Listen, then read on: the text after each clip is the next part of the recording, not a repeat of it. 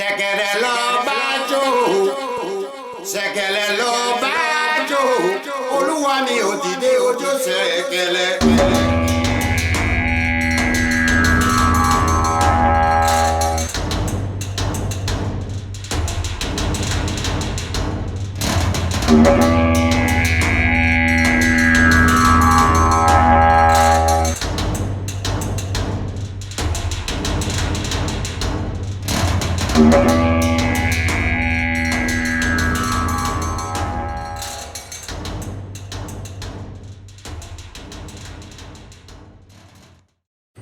Hello and welcome to the Ashen Forge. I am Phantom X, joined as always by Diggs and the legendary No Toxin. How are you doing?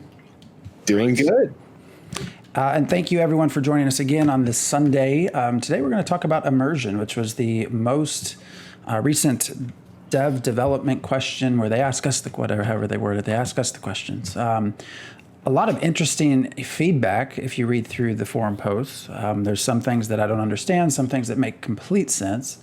But we're going to kind of jump into this whole idea of immersion. What is it actually? Can you even achieve it? Why is it important? So, anyone have any initial thoughts?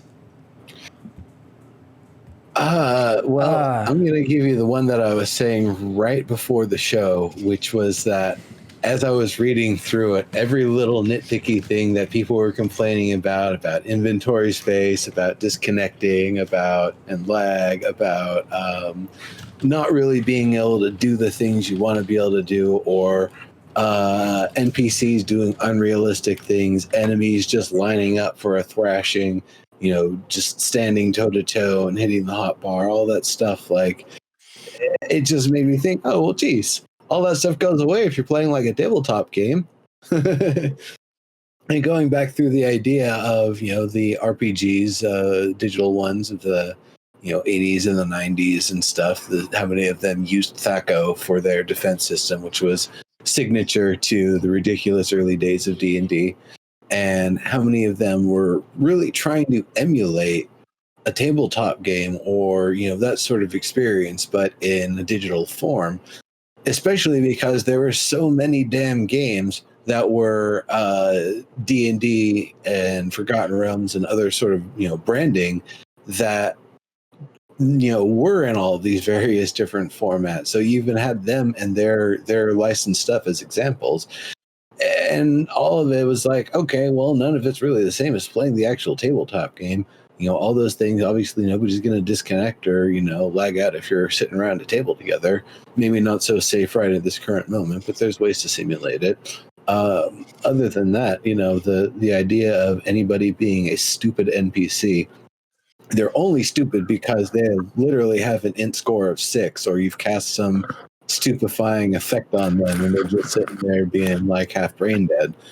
Other than that, things will do dumb things, but it's not, walking up into a line and then waiting for you to smack them down, or striking at the air where you can just walk out of the way and then hit them. An initial question that I think is actually important before you even get into the idea of immersion is, how do you define immersion? Because I'm guessing if you ask 10 people, you'd probably get 10 similar but different answers. Like, what does that even mean? Which I imagine makes it even harder for a developer to try to work around, okay, well, I guess we take what's the majority.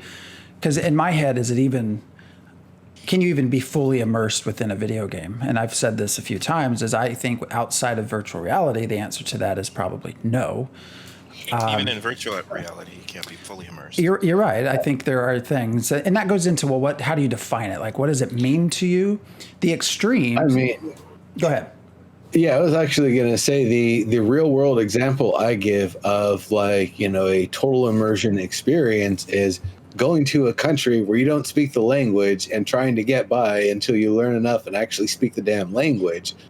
You are totally immersed in that language. You are completely devoid of your other languages, and you have to learn in this new environment.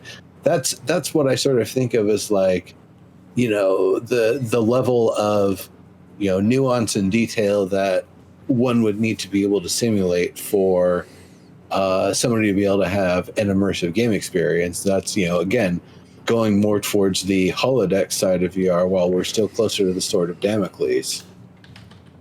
Diggs, what do you think? How would you define it? Like, what would be immersed to you?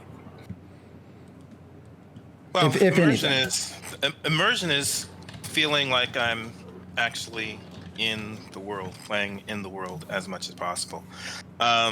It's fiction anyway, so you can't be fully immersed. Even if I were doing when I'm acting in a play or acting in a film, and even if I'm doing method acting, I'm not going to be fully immersed. I'm not going to be fully immersed on stage, and I'm not going to be fully immersed on a sound stage.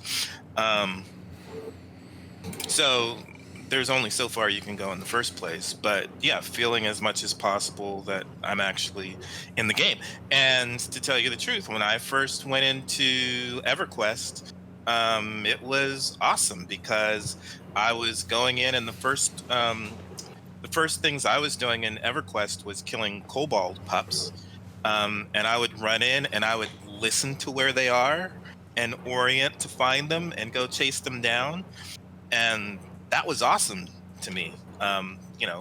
More immersive than tabletop gaming, actually, because I had extra levels of sensory input that I didn't have before. So, some of it just depends on what your experience is. What's your experience role playing? Yeah, it's interesting because when you actually, there's a whole like branch of gaming psychology, and it includes things like immersion and flow and things that I think I've talked about flow before. And honestly, they even have a hard time sort of coming to an agreement with what does immersion mean. I think the best, I guess, representation or best discussion that I've heard, it kind of breaks it into three different realms, three different levels, I guess: engagement, engrossment, and total immersion. And the idea being that you almost can never get to total immersion because that kind of includes this idea of spatial. You basically feel like you're physically present within the game, spatial presence, and that's very obviously hard to do as you're staring at a screen. We're using a mouse, using a keyboard. Your phone might be ringing. You've got different UI elements to look at. There's a lot of different things that can kind of pull you out of that. So to me, the idea of immersion is one of essentially as close to spatial presence as you can get within a game. And that's why I fall back to it, the idea of virtual reality. I think people often get confused with the idea of flow as well, because I don't think people actually know what it is. But when they describe a lot of what they talk about with immersion, it actually more accurately describes this idea of flow, this concept of being so engrossed in whatever task you're doing that you lose track of time, you have complete concentration. It's basically like a balance of skills. It's challenging, but not so challenging that you have, the classic sort of, not so challenging that you're anxious, but not so easy that you're bored. Which, if anyone's interested, I'll put the person's name. I think it's Mihaly Csikszentmihalyi who came up with the idea of flow. It's a super interesting concept. There's a ton of research in it within gaming. Because that's what that's what I think, studios, developers, they probably want to achieve flow. It's like the optimal performance within their video game, where you literally lose yourself within the game. It is sort of separate from immersion. It's not the exact same thing, but they have a lot of crossover. So when I see a lot of these posts, it's interesting. They kind of talking more about flow, which I guess the easiest way, if you've never heard of that before, sort of flow is sort of when you hear someone's in the zone, or they're on fire, like they can't do wrong.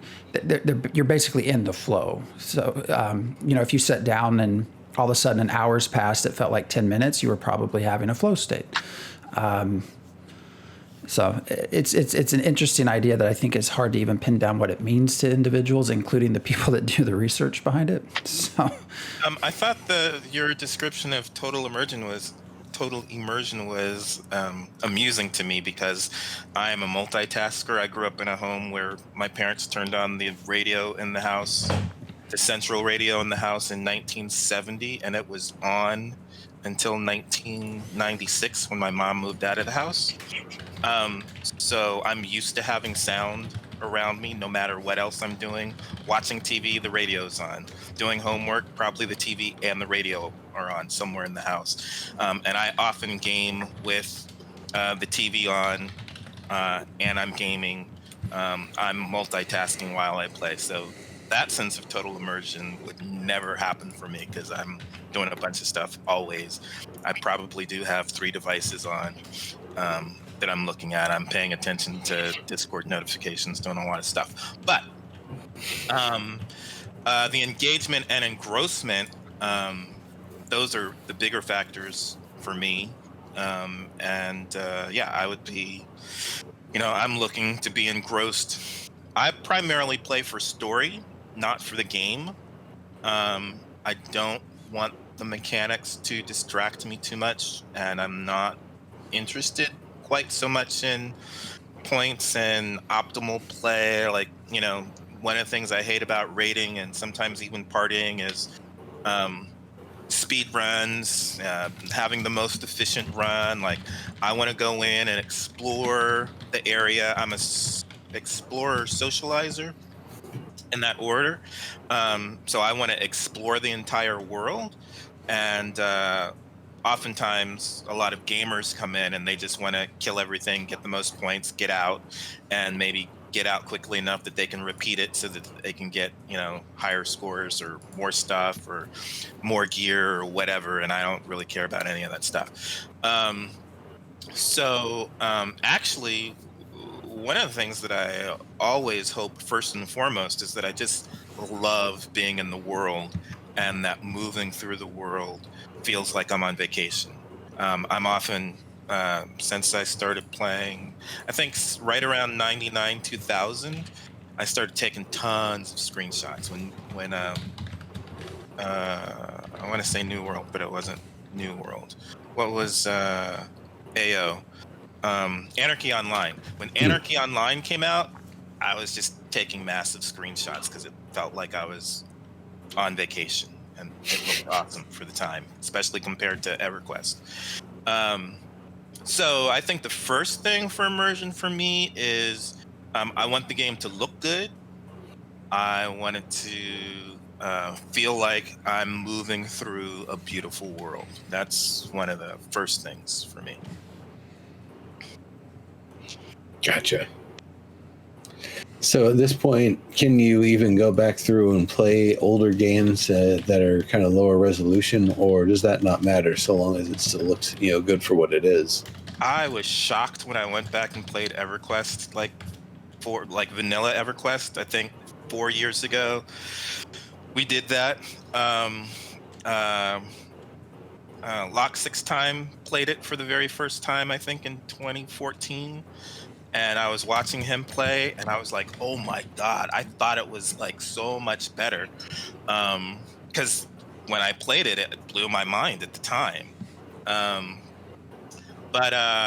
No, there's a lot of games that you play that I'm not interested in because it's 2D or low resolution. Like the resolution for COE that we saw, the low poly version. I liked that. That looked great. So that's good enough. If we had been playing the Minecraft version of Pre-Illyria, I wouldn't have been happy with that. So even if it allowed you to socialize? Yeah, I don't care about it. No. So when so I'm a comic book fan. I grew up reading DC and Marvel comics, and X-Men when, back in the late 70s after John Byrne left, late 80s, early 90s, there were some artists that would come on and I'd be like, I have a collection intact from the late 60s, but I'm not buying this book while this artist is on because it doesn't look good. So even though the story was great, art actually comes first. So yeah, I would not play a game that I thought didn't look nice and didn't feel nice for me to be in, regardless of story. And then story comes second. And then socialization. But I'm exploring most of the time in the world. So yeah, I'm an explorer first. So visuals, and I'm fashion over function. I get you. I want to answer a question there from chat. Is immersion from Fiendish 911? Is immersion the most important thing in a game reaching the flow state? I would say it's important, but not at the cost of risk versus reward. And I want to actually kind of back that one up a second, because is immersion the most important thing for a game? Are we asking from the perspective of a player or a developer? Because I believe as a developer, yes, oh hell yes. If you can have 100% players get in the flow rate for your game, you win. You've got the next, major game, whatever format it is. You win. But that's the impossible dream. You can't hope to expect 100% flow rate. You want to try to make as many opportunities or as many of the sort of target audience for the game as possible. But as a player, achieving the flow state I don't think is necessarily everybody's goal. Diggs, like you were saying, optimal gameplay isn't your thing. You want to take your time and have fun with it. So the flow state for you is almost more about like being able to be casual and walk around and enjoy the environment and not have to run in and best practice a dungeon. So it's a different sort of flow state, I think, and it's probably one that's harder to achieve because they don't, design to cater for your style. That's not really true. They design for casual some things, well enough. But on that end, then what I want next is ever quests. So last week you talked about grind, and I was saying that you're conflating grind with leveling. So grinding is actually originally leveling just by killing stuff. And then I get you. They brought in quests in order to boost that so that you get a bulk of XP that's on top of just killing things one by one. And I love that one because grinding does kind of suck. But, you want rewards, and those rewards to me are getting new skills or new abilities, something new. I don't necessarily care what that is. Doesn't have to be uber powerful. And actually, after our interaction with EverQuest Next and Landmark, the idea of a broad horizontal progression with a shallow vertical progression would be my preferred state. I just want to get different stuff and new stuff. It doesn't have to be more powerful stuff. But the questing, that gives me story. That gives me something interesting to do. Why am I killing? I mean, I wish that we didn't have to focus on killing so much stuff. I wish there was, social skills and all kinds of other stuff that we don't have in MMORPGs yet, after 20-something years. But I want to be interested in the story, so questing and the lore that we get from questing, I'm very interested in that. But, I want something to do, and I'm getting that from KOA Re-Reckoning right now, my favorite single-player, multiplayer MMORPG. Because I feel immersed there. I get to do a whole bunch of stuff, and I'm just doing stuff and not worrying about how quickly I'm leveling. I'm getting new skills and blah, blah, blah every few hours, and that's great. I am interested in progression, but it doesn't have to be vertical progression, I would say. And I'm interested in quests and lore, hopefully ones that are engaging. Yeah, I would think you would be one that would be kind of easy to get immersed because you do like to explore, because you do like all of these sorts of things that if they're present, you will take advantage of that versus someone who wants to get to the end of the game and kind of pick up from there. That's going to bypass a lot of these things. More sort of time to kill, experience, min-maxing sort of things, which obviously do not mix with the idea of immersion. Well, to an extent. It depends, like, is your idea of immersion that you are the hero and so you should just smash through everything? I want to. So we should be able to fail more often. We should have flaws as well as strengths. I think, and I want to have things to do.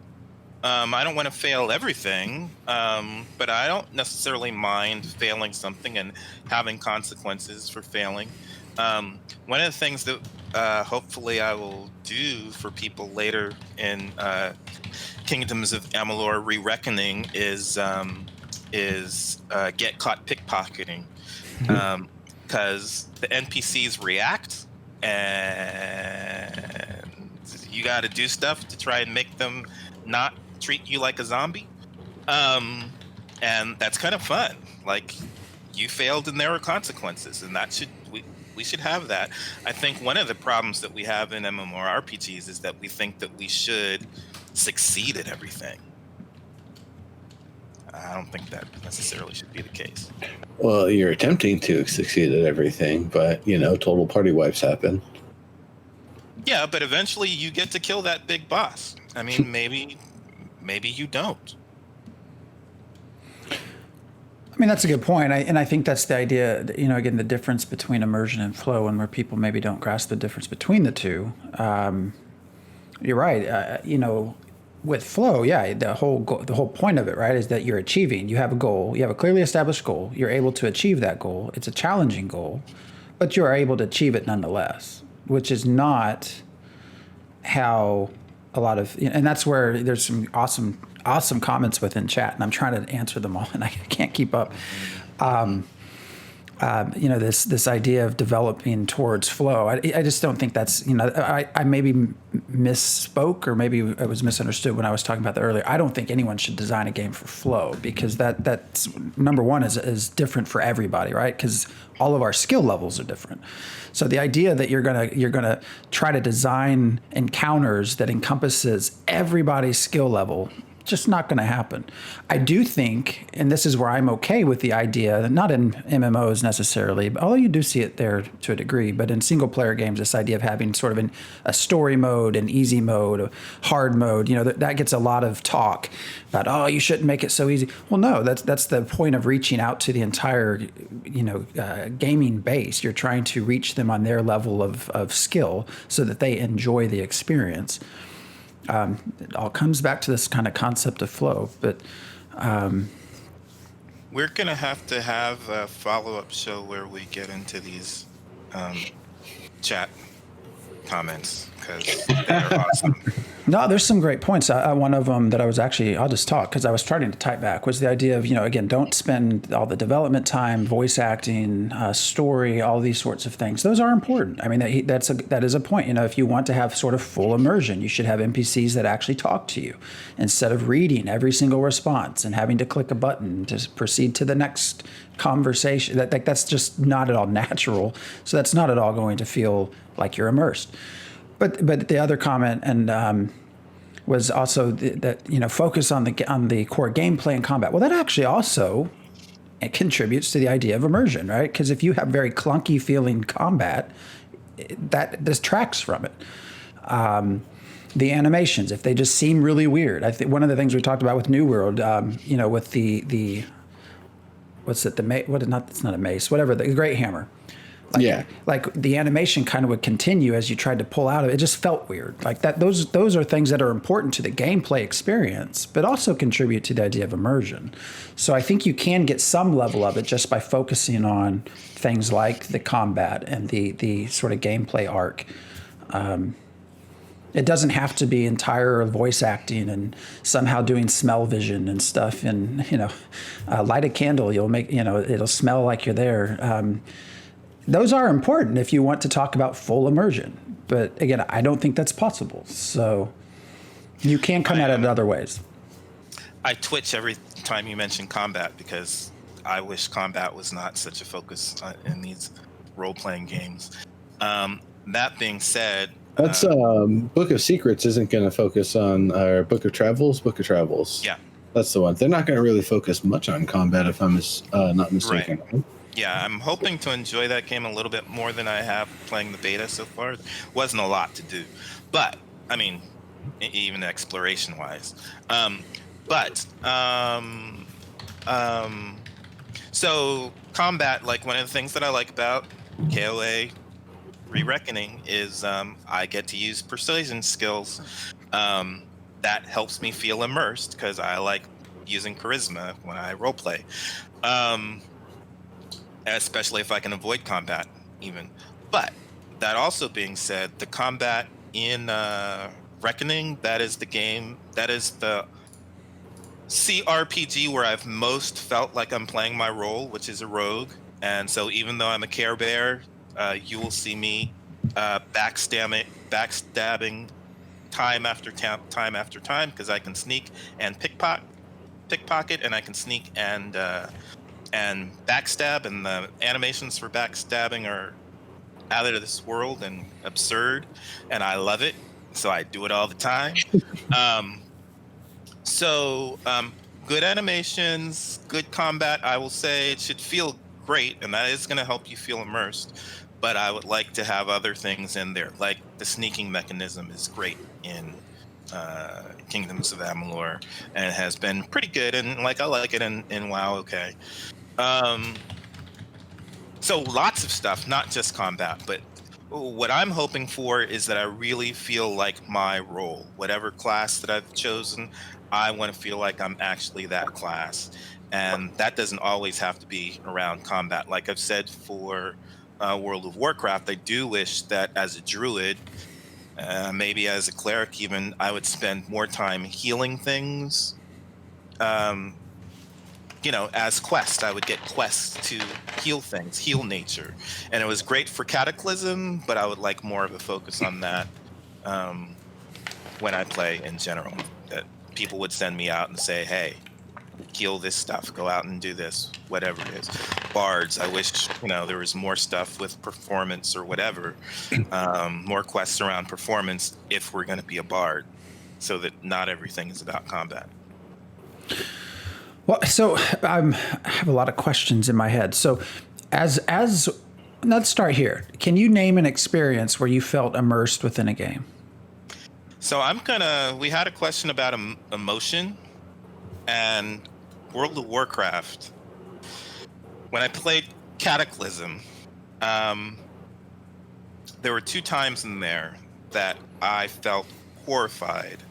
The first time, there was a quest where we had to steamroll over 500 goblins. Oh, yes. So we're on this huge tractor. You are rolling over these goblins who are screaming and running out of your way, which I'm a Care Bear, so I felt horrified that I had to do this 500 times. And sometimes I would not squish the goblin completely, so I had to back up over him to get him and then keep going. And I felt I had feelings about that. And the second time, also in Cataclysm, it was against goblins. Goblins were on a cliff across a chasm, and we had to shoot a fire cannon at them, and again destroy like 500 of them. And they would immolate and scream and be in so much pain that they would jump over the cliff. And again, you had to get 5. You couldn't just stop at 300 and go, okay, good enough. 500. I had feelings about that, and I was horrified and just disappointed and horrified at myself for going along with it. But I did want the XP. I didn't want to finish the quest, so I went ahead and did it. So yeah, and that's awesome because I did feel stuff. And I will say one of the things that I like, if a game can get me to duck and try and roll as I'm fighting or as I'm trying to run away, that's great immersion for me too. Neuro? I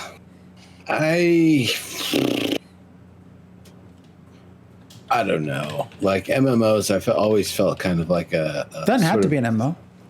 Well, I mean, just in general, if the things that's the closest to immersion I've probably gotten is probably playing tabletop games, because at least with it, all entities that we're dealing with are intelligent. All things are interactable. You know, walls can be climbed, things can be smashed, things can be burnt. You know, you can use your abilities in different ways. There's never an invisible barrier of sorts that's preventing you from getting to point A to point B in a sneaky way.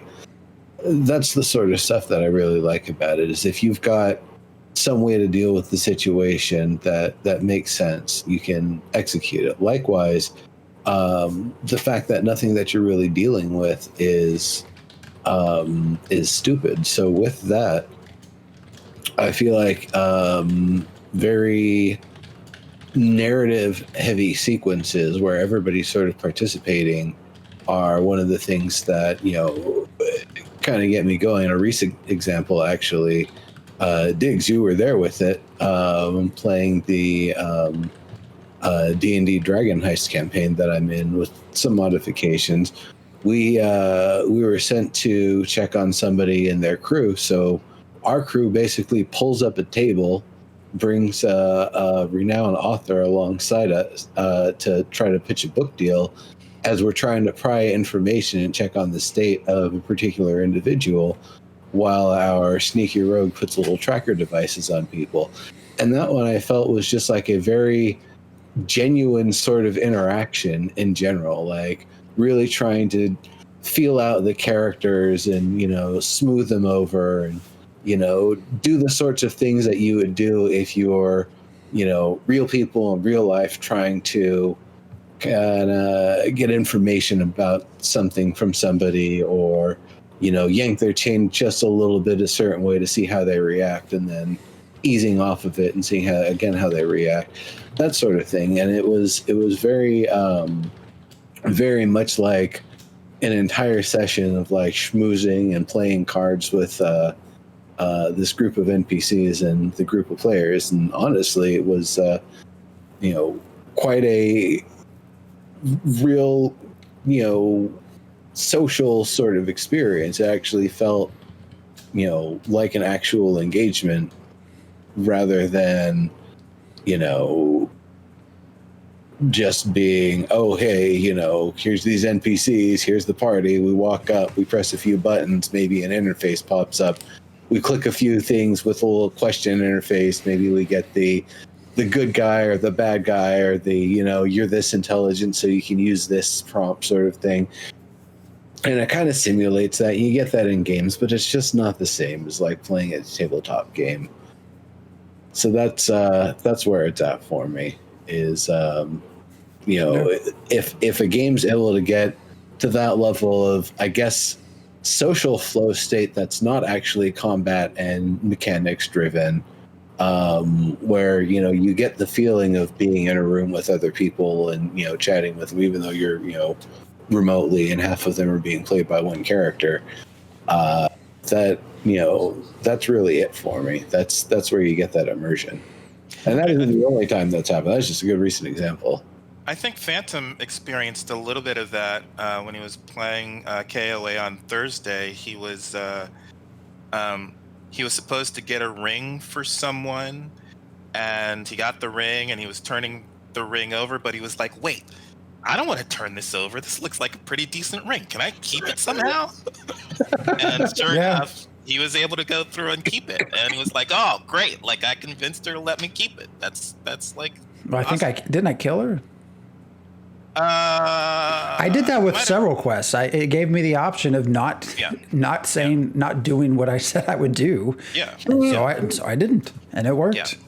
Yeah. There's some where you can persuade, and some where you just go ahead and kill him because you that's what you want to do. So that's part of the fun for me, that you're, you know, not just following the script, and you're not just playing the hero.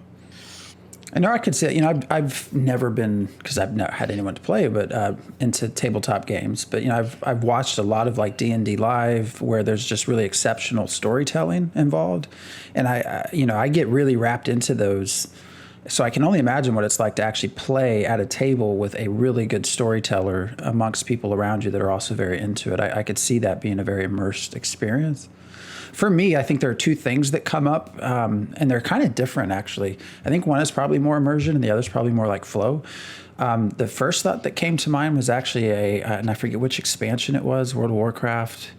It actually might have been the second one, but it was a night where it just released, and so I'm leveling up. I'll play a couple of hours, and the next thing I know, it's 3 a.m, and I've been with new people I've never met. We've been through like 4 different dungeons. I had a guild that I usually run with that wasn't part of that group, and here I am linking like complete armor sets that I'm getting, and it's like I'm just totally lost in the moment. I think that's probably more of a flow sort of situation.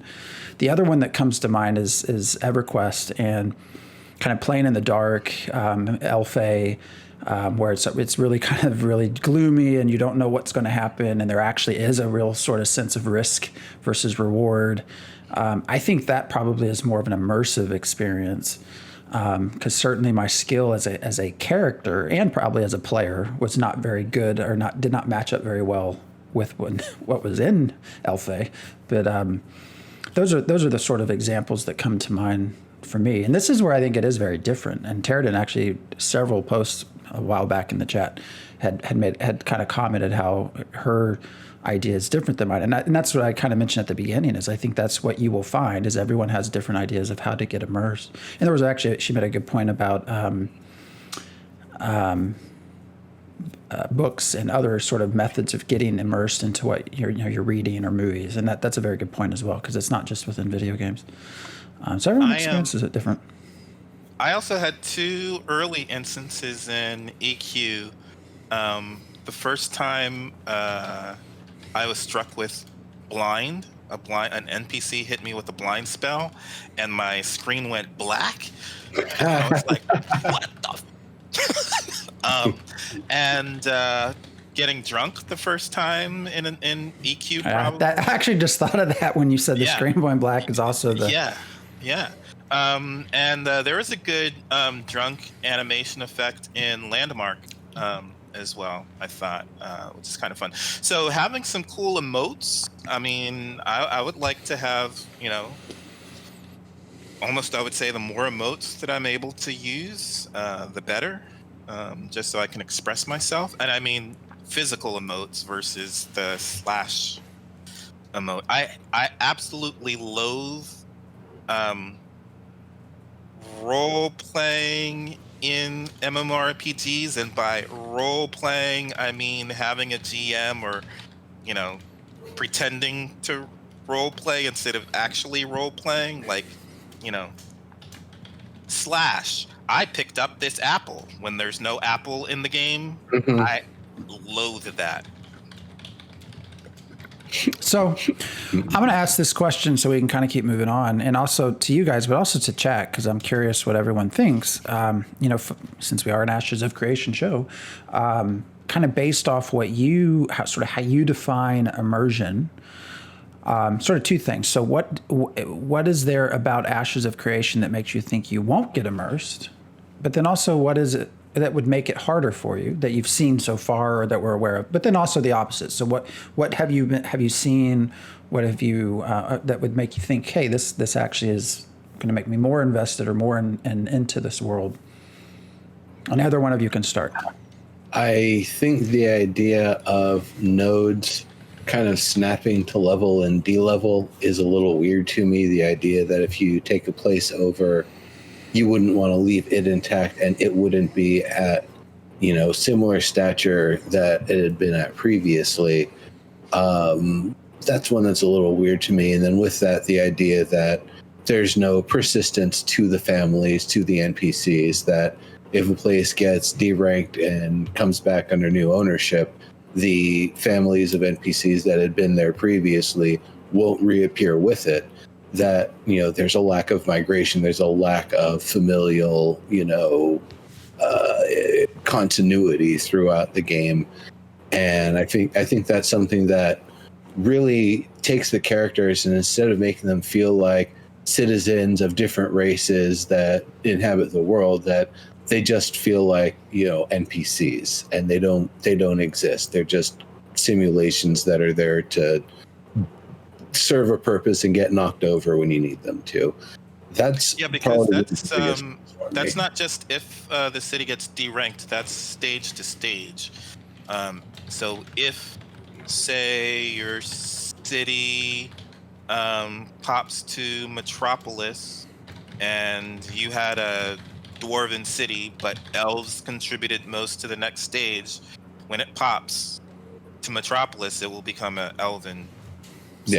Yeah. So that's not even with deranking in there. Yeah, That's problematic. And the that's an immersion architecture killer. changes, everything. That's because I just think about like a real world city, like whether it's a political change that comes, whether it's a change because an industrial revolution occurs there, mass migration, whatever it is, it doesn't immediately snap to looking like this other thing. More likely than not, the new buildings and structures and styles are informed by what already exists rather than being a strong break from them. So it's one of those things that it only works if you make it snap and everything's magic. If you do things in a way that's more, realistic neighborhoods and their themes and how communities build up, I don't think it's the sort of thing where you're going to see a sharp change in the way that structures are being built, unless it's being done in like a sort of emergency or forcible manner, like they're building shanty towns and shelters and then eventually building more solid walls and legitimizing them, versus getting the local architects and local builders to help build the houses and the buildings in the style that already exists, because you're moving into an existing community, however you took it over, or you're just bringing your own supplies, and you're still probably going to maybe change some of the look and stuff for hopefully tourism's sake later. I don't know what you took it over for. But I mean, that's all about gentrification at the end of the day. I guess it is. And that's kind of, I don't play games to do that, honestly. Like, that's the opposite of, I think, what I want to see in the game. And that's one of the other things with, I know it's been, there's two ways to look at it. There's the, keep everything as simple as possible, so there's no confusion with man's a man, woman's a woman, gender identity and stuff, and then the other side of things is it's a fantasy. Can't I be a magic robot? Can't I be something other than just conventional cisgender male, cisgender female, all of that sort of stuff? That can you have gender expression? Can you use different pronouns? Can you use different body types? Can you not wear boob plate? That sort of stuff that I feel like I really am more preferential towards opening the floodgates and having as many opportunities for expression as possible, rather than limiting it as much as possible, and really in doing so limiting imagination, limiting the extent of how culture can be expressed, because there's a lot of cultures around the world where they see gender in a lot of different ways, and there's expression of it in a lot of different ways. And it's not just a thing that's happened since the 90s. It's something that they've had for, just as a cultural thing for generations and generations now. So, I mean, that's another one for me, and along those lines, I think is also good race, evil race has to go away. And I'm glad they did that with D&D recently, but that's one of those. And also with Ashes doesn't have that, which is and I'm glad that they don't have that, because that's definitely one of those things that absolutely kills me, is if one race is inherently evil or corrupt or something like that. So it's definitely a good thing that everybody is the sum or product of their actions, rather than coming into the world with original orc sin or whatever. Yeah, I mean, just to jump off of what you've been talking about, we have been in the last few years finally starting to get to where we're getting more diversity in terms of real world races, being able to play fantasy races in these games. I can, I love it about Ashes that I don't have to be a European looking dwarf. I can be a probably an African or Polynesian looking dwarf. There's, not all the fantasy races are tied to. Or you talk about the Maasai giants all the time as right. That's one what of your favorite examples. Right. That's what I hope to see. So it was good to see some of that come to fruition with Ashes. But that being said, we haven't gotten to that point with gender expression, and we at Theory Forge have been discussing that since 2014, 2015. It would be nice to finally get a game where you do have diversity of pronouns and flexibility with pronouns, so that and have gender fluidity even, so that people can play themselves in the game or get closer to playing expressions of themselves. I was going to say this last week. I played back in the day. This was 95, I believe. I was playing a kid's game, I Am Mean, which is kind of like a cross between Doom and Harry Potter. And you could play a girl or a boy. It was a kid's game, but only white. And it's Doom, so you see your hands waving the wand and doing all this stuff. I was playing with my goddaughter, and when I'm playing, I'm like, but my hands are not white, and I would not want to. My goddaughter happened to be white, so it worked for her. But if I were doing this with my nephew or my niece, it's like I don't want to be stuck playing this character that's supposed to be me. That's not. And I can imagine the same thing with gender, especially gender fluid people. They might want to switch that for their character gender day by day or hour by hour. So it would be nice to get to a place where that happens and NPCs are reflecting that. Yeah. I do have something else to say, but one of you should talk. Phantom, you didn't chime in. I didn't answer my own question. Did you have something to say back to his? Oh, I was going to say, one of the other kind of ways to address it, this isn't necessarily the game for it, but Warframe and DCUO both, you could pretty much go in and customize your character as much as you want at any given time. I believe even including changing your character's gender. So if you wanted to switch over and have your character referred to by different pronouns, you could do it. There might have been some slight limitations, but for the most part, yeah, you can just change whenever you want, completely customize your character, because how you want to express your character is up to you. The only thing that's hard to change is the name. They'll make you pay for that, but that's because they have to change something on the server side. And even that's something that games could actually kind of get around. I know I want to say there's at least a couple games I've played where there's your kind of screen name, but it also has more of your like account name, not necessarily what you're logging in with, but what people would see to identify you by. So you could potentially change your character's name and they'd still know who you are because they're still sending messages to kind of your account, essentially. I know with the friend system with Path of Exile, no matter what character you log on with, you still see all of the same friends, and they see, who you are and what your account is. So, to, I guess, answer my own question as far as what positive, what negative, I guess it's kind of two sides of the same coin. So, my focal point always with Ashes is nodes, their node system, and it's kind of the same here. If nodes has to function perfectly, I believe, for this to be set apart from other MMORPGs. Otherwise, it's just not. It's the same.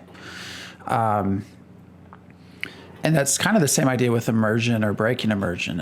One of the things we've talked about in earlier shows, which I think has sort of been answered as they've done more and more information dumps, but was this idea of how does a node evolve? Like, does it change over time as you're physically present, or is there just sort of a flip of a switch and poof, things are different?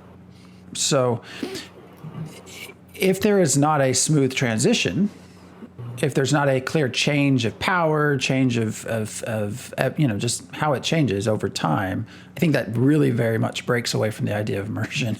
Obviously, if you're standing there, not aware of what's going on, and all of a sudden the blacksmith that you were talking to disappears, and I don't know, some grain seller pops up in front of you, completely different, race or whatever. But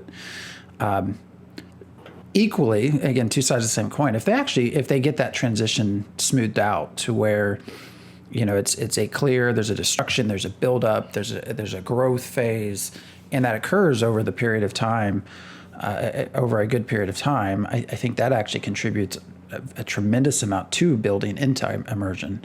So it's kind of, I guess, two sides of the same coin, but. Yeah, I guess for me, that's like, being on stage or being on a film set, that how the set changes. I don't care about that. They can come in and do that, and I can suspend my disbelief long enough that can happen, and then some time has passed. That's fine for me. One of the things I didn't want to get to, and you kind of have mentioned this before, and I can't remember the specific example, Phantom, but for Ashes, where this has come up is like with the Snufferton. Is that the name of the bear? Stufferton.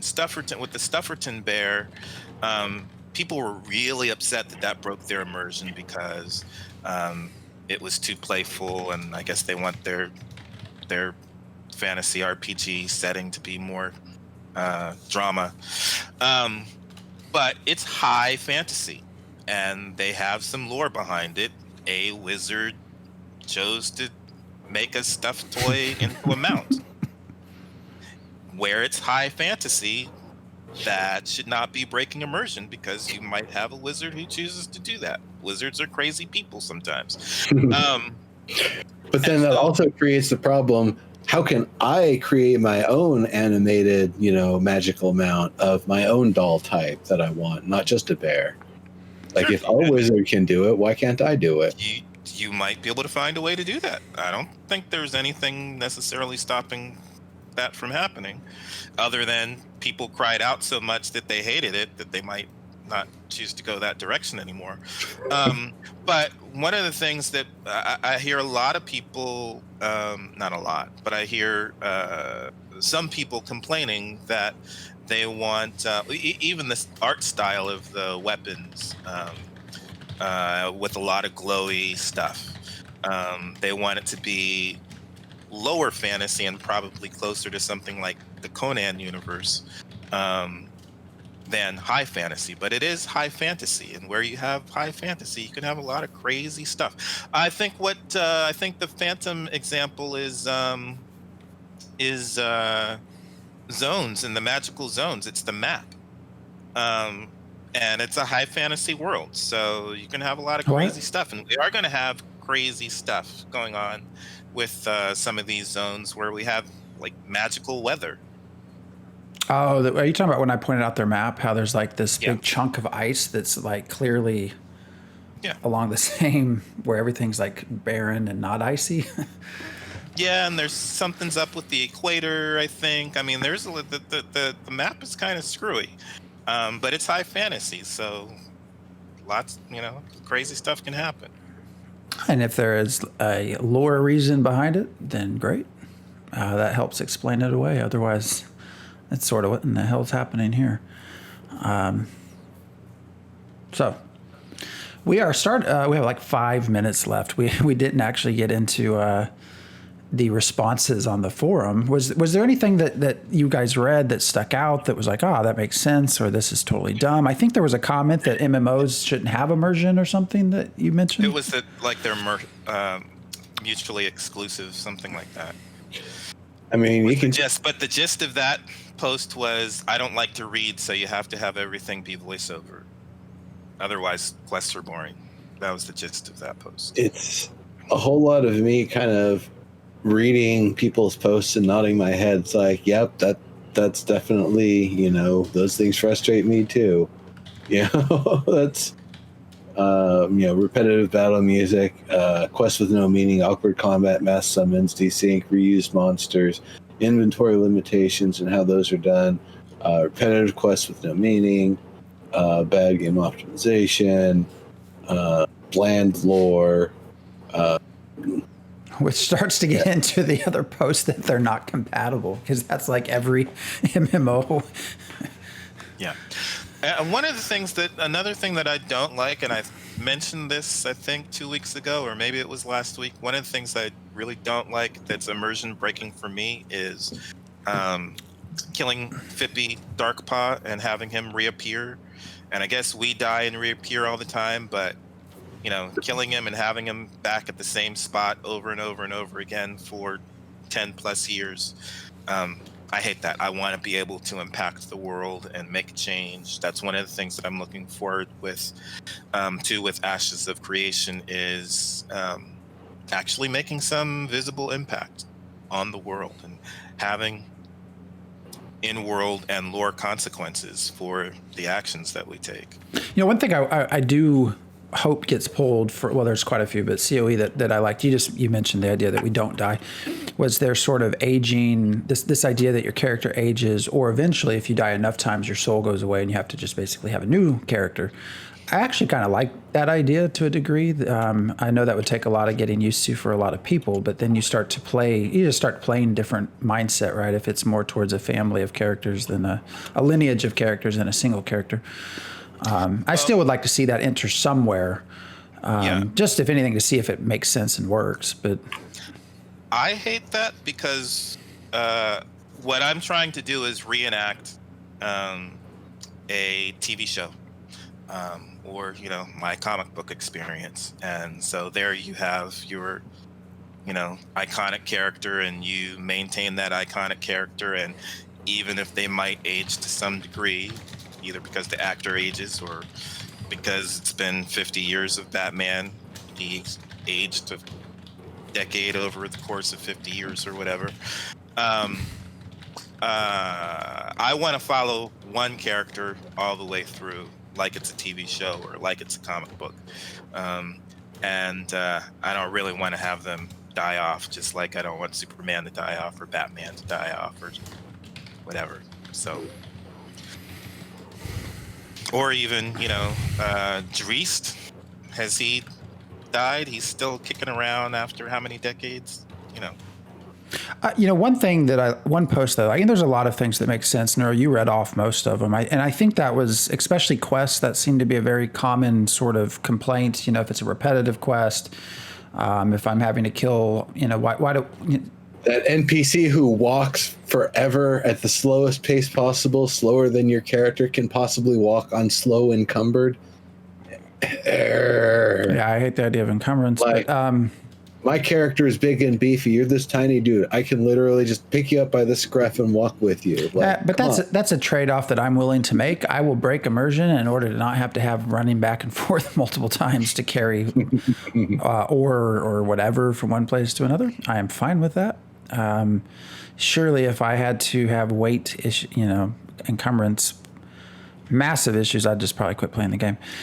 Okay. No, even worse is that character who is walking super slowly. When an enemy comes up, they race into combat. They full on dash and they're running around. And then as soon as the battle's over, they walk back to that part of the path and slowly start meandering. It's like, I literally saw you show burst capacity. You're not as injured as you say you are. Get the hell on. Like, what is your problem, dude? Yeah, I hate those. I hate escort quests, Taryn, and they're the worst thing. I only like escorting people that actually want to get the hell into the goal. Very few games have that. And one of them, you can optionally give them a weapon so they can kind of get some shots in on the way. That's Warframe. I like that. But there was one response that I thought made a lot of sense, and seemed to be something that could be kind of done simply, with a lot of return for your time investment. And it was, I'm not even going to pronounce the name. It doesn't even. So, anyways, but the gist of it was basically being able to interact with the world.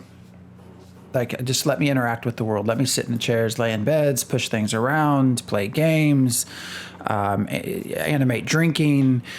Just let me interact with the world. And I think that's a very good point. I think that definitely, when you probably even more than voice acting, as far as when you're strictly talking immersion, I think that is going to get you more in the long run. Just having that ability to interact, and giving players the ability to build off that, having an interactable stage that you can have a play, and people can actually pull out chairs and sit down, and you can have a barmaid serve them drinks and they can get drunk. That I think that would be an awesome thing to see. So it was one of the things that Adam would always bring up on the live feature rant for Star Wars Galaxies, the way that you would recover as your attributes would get used and have to replenish, they would slowly diminish from their peaks. And so you would have to have an entertainer basically do their performance, and you watch them, you sit and watch them, and that's how you would recover back to your full attributes. So it created a social hub, social environment that you didn't have to do, but it was highly encouraged. Otherwise, you'd eventually get too worn down to actually be effective anymore. So, I think that is the sort of thing that would be nice to see. And that goes back to what you were saying, Diggs, about a bard actually being more than a combat thing, but performance being part of the, recovery process, and there being, maybe a cook and a bard and one other thing is the things you need to fully recover and replenish before you go into the next major encounter. And one thing I want to sneak in, story bricks, if we could have that, which I'd rather. You just have to go to bed tonight and dream. I don't know that I'm willing to take the time for that to be implemented, but one of the things that I liked, one of the ideas there was that the examples they gave was like the merchant gets mad at you for talking to his wife once too often. So there comes a point like you have 15 interactions with the merchant's wife, and then he starts raising prices or not selling to you because he's jealous because you talk to his wife all the time. If we could have changing NPC states like that, that would be awesome. One day. Hopefully we're all alive when that happens. Exactly. So either that, or it'll be implemented in MUDs and never make it to graphical games. Yeah. Well, we are at the end of our time. So everyone, thank you for joining us. This has actually been a very fun conversation, maybe one that we have to have again when we know a little bit more about what's being put into the game. Next week, I think we're going to actually talk about Defend the Night. For those who are in our Discord, you might have seen the conversation. If you're not, you should join us. There's a link right there on the Twitch page. One of the developers for the Defend the Night, which is an MMO, came in onto the Discord, and we started chatting about it. And I think we immediately scared him away, but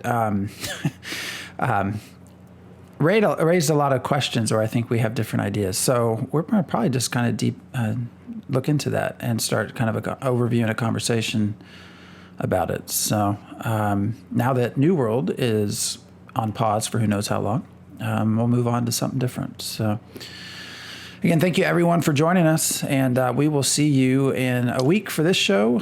What, Diggs? I was just going to say we do need to check on these chat comments. I want to make sure we commented on all of them. We might want to follow up at some point, but keep going. Yeah. Oh, and that's a good point. I mentioned in chat. Thanks. First of all, thanks for joining. If it's your first time here, we really do appreciate it. We do this just for fun, right? So we've been doing this probably, 6 years now. And it's basically, we truly are friends and we just like to talk about games. So we just happen to do it in front of a screen. There's no other motivation behind it, financial or otherwise. So we do appreciate when you come hang out and kind of talk with us. We do Ashes every other week. That is the current plan. That might change once things sort of open up towards more actual gameplay that we can kind of show and do things. But for now, it's every other week. So yeah, and I've started. We're doing some other things as well. There's some streaming on Tuesdays and Thursdays. Dig's, I think, going to start recording some stuff too. So yeah, but hang out, join us, and see us next week. Like I said, Discord, and yeah, thank you all for joining. Yeah, good show, everybody. Thanks for coming. Damn, my you phone's later. ringing. Have a I good gotta one. go.